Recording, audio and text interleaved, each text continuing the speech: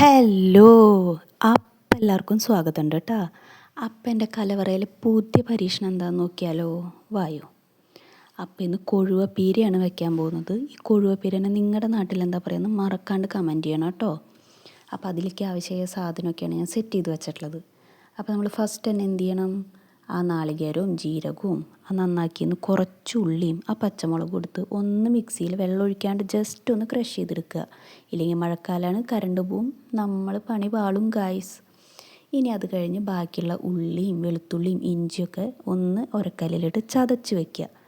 എളുപ്പപ്പണിക്ക് വേണമെങ്കിൽ മിക്സിയിലിട്ട് അടിച്ചാലും മതി.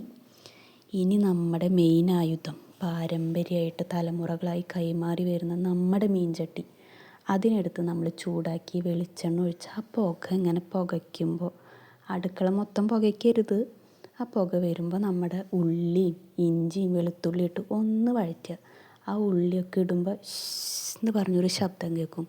ആഹാ അന്തസ്. ഇനി അത് കഴിഞ്ഞ് പുളി അനുസരിച്ച് കുടപ്പുളി ഇടുക, ഇല്ലെങ്കിൽ വീട്ടുകാർ പുളിച്ചിട്ട് തല ചൊറിയും. അതിലേക്ക് നമ്മൾ കുറച്ച് വെള്ളം ഒഴിക്കുക. ഇതാണ് നമ്മുടെ താരം കൊഴുവ. ഈ കൊഴുവക്കുട്ടനെ അങ്ങോട്ട് എടുക്കുക, വേദനിപ്പിക്കാണ്ട് എടുത്ത് ഇങ്ങനെ ആ വെള്ളത്തിലേക്ക് തൂവി കൊടുക്കുക ആവശ്യാനുസരണം. എന്ത് ഭംഗിയാലേ. അതങ്ങനെ ഇട്ട് കൊടുത്ത് അതിലേക്ക് നമ്മൾ എന്ത് ചെയ്യണം, കുറച്ച് മഞ്ഞൾപ്പൊടി, കുറച്ച് ഉപ്പ്, ഇതൊക്കെ ആവശ്യത്തിന് ഇട്ട് കൊടുക്കുക. കൂടി പോവരുത്. അതുപോലെ തന്നെ വെള്ളം ഒഴിക്കുമ്പോൾ എന്നെപ്പോലെ അബദ്ധം പറ്റരുത്, കുറച്ച് ഒഴിക്കാവൂ. ഇതിൽ നിന്ന് അടച്ചു വെച്ച് വേവിക്കുമ്പോൾ വെള്ളം ഇറങ്ങും. ഈ കൊഴുവ പെട്ടെന്ന് വേവും, അത് കാരണം അധികം നേരം അടച്ചു വെക്കണ്ട. അപ്പോൾ ജസ്റ്റ് ഒന്ന് നമ്മൾ അടച്ച് വെച്ച് അതിനെ വേഗം തന്നെ തുറക്കുക. അത് തുറക്കുമ്പോൾ ഒരു ലുക്കുണ്ട് ഗായ്സ്, ദാ ഇതുപോലെ. അത് അങ്ങോട്ട് കാണുമ്പോൾ ഉള്ളൊന്ന് പെടയും, പാഴായി പോയോ ഭഗവാനെ. പക്ഷെ നമ്മൾ തളരരുത്, നിരാശപ്പെടരുത്.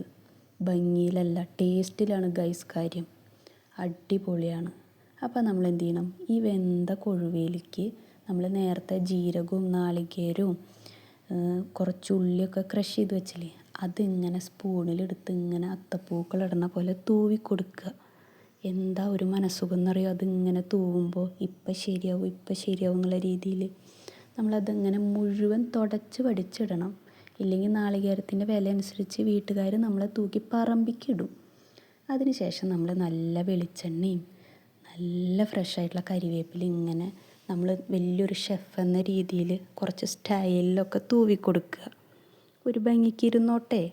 എന്നിട്ട് നമ്മൾ ഇളക്കരുത്, അടച്ച് വയ്ക്കുക. അടിപൊളിയാണ്.